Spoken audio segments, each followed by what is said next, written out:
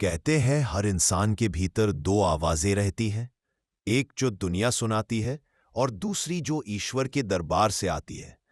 दुनिया की आवाज बड़ी चिल्लाती है, लेकिन ईश्वर की आवाज बस आहटों की तरह होती है, धीमी, गहरी और रहस्यमयी।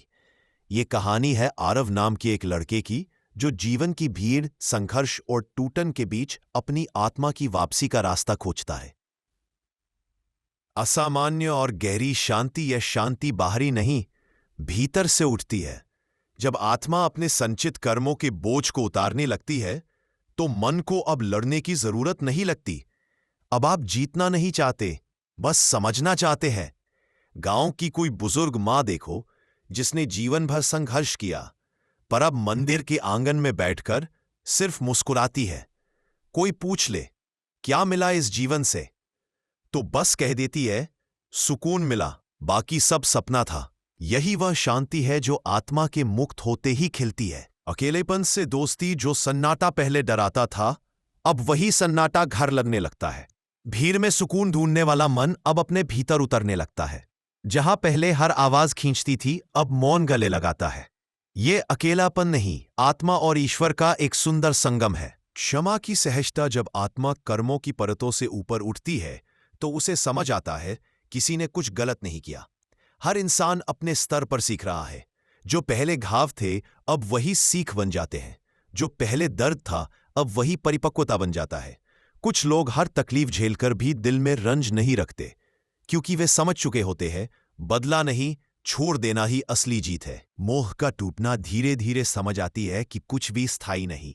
न संबंध, न सफलता, न दुख, न सुख। सब आता है, सब जाता है। पहले जो चीजें हमें बांधती थी, अब वही चीजें लहरों की तरह गुजरती लगती हैं। ये उदासी नहीं, जागरूकता है। जब समझ में आता है कि पकड़ना व्यर्थ है, वहीं से आत्मा हल्की होने लगती है, उड़ने लगती है। आत्मा की यात्रा भीतर की ओर, जब ये 5 लक्षण उतरते हैं, तो समझ लीजिए, आत्मा अब अपनी पुरानी कैद से बाहर आ रही है। वह प्रतिक्रिया नहीं करती, बस स्वीकार करती है। अब वह भागती नहीं, बस बहती है, जीवन, समय और ईश्वर की लय में। यही वह बिंदु है जहां इंसान साधारण नहीं रहता, वह प्रकाश बन जाता है। अब आत्मा की यात्रा गहराई में चलती है।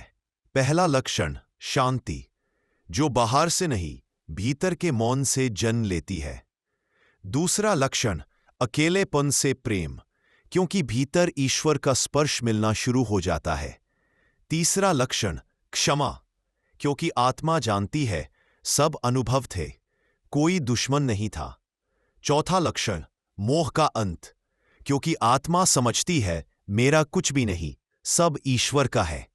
पांचवा लक्षण, करुणा, जहां आप रोते नहीं, दूसरों के आंसू पोंछने लगते हैं। आत्मा का अंतिम शुद्धिकरण, जब आत्मा इन 5 दरवाजों से गुजर जाती है, तो वह कर्म नहीं बनाती, सिर्फ अनुभव करती है।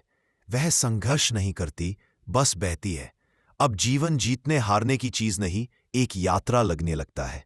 आत्मा समझ जाती है, हर घटना शिक्षक है, हर व्यक्ति मार्गदर्शक है, हर दर्द एक संदेश है। अब अलगाव नहीं बचता, सब कुछ एक ही चेतना लगता है। अंतिम अवस्था, दिव्य आनंद, जब कर्मों की परतें हटती हैं, तो भीतर एक मौन सुख जन्म लेता है, जिसे किसी वजह की जरूरत नहीं होती। आप बस बैठे होते हैं और भीतर एक मीठी शांति गूंजती है। यही आत्मानंद है, यही मोक्ष की पहली सुगंध है। यह वह क्षण है जहां आत्मा समझती है, जन्म और मृत्यु केवल द्वार है, मैं अमर हूं। अंत में, अगर आज आपको लगे कि कुछ बदल रहा है, कुछ शांत हो रहा है, कुछ छोड़ने का मन है, तो घबराइए मत। ये अंत नहीं, आपकी आत्मा की नई शुरुआत है। आत्मा अपने घर लौट रही है, शांति, प्रेम और ईश्वर की ओर।